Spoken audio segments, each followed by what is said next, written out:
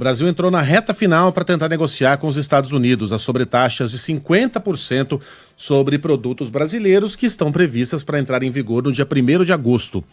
A equipe econômica, em parceria com o Ministério da Agricultura e Pecuária, trabalha para diminuir a dependência em setores fundamentais, como o de fertilizantes, que são imprescindíveis para a produção de alimentos e grãos, que ajudam, por sua vez, a sustentar o gado.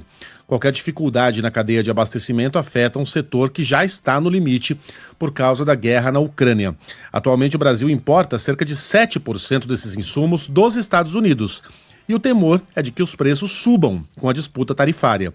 Segundo o ministro da Agricultura Familiar, Paulo Teixeira, a Petrobras trabalha para suprir quase 1/3 da demanda nacional nos próximos 2 anos. Nós ainda temos problema na importação de insumos, né?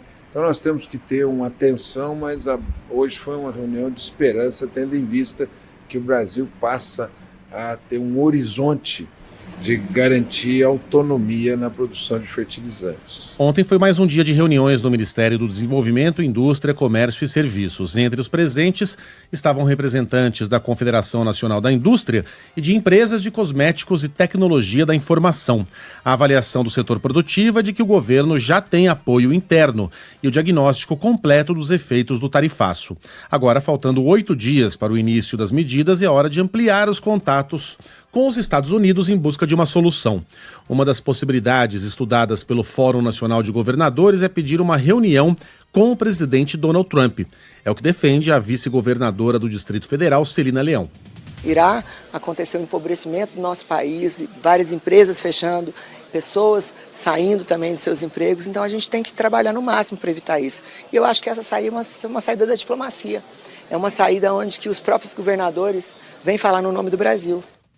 O vice-presidente Geraldo Alckmin já conversou com as Big Techs sobre a ofensiva de Donald Trump contra o Pix e afirmou que nada impede que as empresas participem do mercado, mas que a modalidade de pagamento vai continuar, sim, sendo de graça. Em um artigo, Paul Krugman, tá certo, né, gente? Paul Krugman, que recebeu o Prêmio Nobel de Economia em 2008, elogiou o sistema brasileiro. Ele afirmou que o Pix é rápido, fácil de usar e que os Estados Unidos deveriam aprender com essa ferramenta. Tem gente que tem dúvidas ainda com relação a essas discussões, né? Por que é que os Estados Unidos estão falando sobre o Pix dessa forma, para que seja taxado?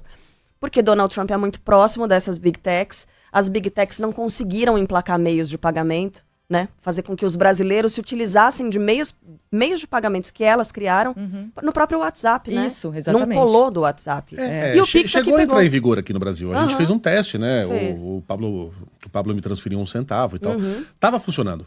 Só que a taxa de manutenção do Pix é zero. Zero. Além de ser um serviço do Banco Central. No caso dos Estados Unidos, a taxa é muito maior. No caso do WhatsApp, a taxa é muito maior e é um serviço privado. Olha, a gente está falando aqui de algumas dezenas de trilhões de reais, né, que foram negociados via Pix nos últimos 5 anos. Imagine o tamanho da arrecadação que você teria se o método usado aqui fosse a transferência de dinheiro via WhatsApp. Só a quantidade de dinheiro que esses caras teriam colocado no bolso, cobrando, sei lá, 0,5%, 0,3%, taxas ínfimas de transferência. Então é isso que está em jogo. Não é uma questão de liberdade de expressão. Aliás, quem é ingênuo o suficiente para achar que Donald Trump é um cara que está preocupado com democracia e liberdade de expressão, sério, devia voltar para a escola. Basta olhar para esse cara. Basta ver como ele está governando o próprio país, né? O que está em jogo vai muito além dessa questão lateral, desse verniz democrático que os Estados Unidos e os apoiadores de Donald Trump aqui no Brasil tentam emplacar. Não faz nem isso é balela.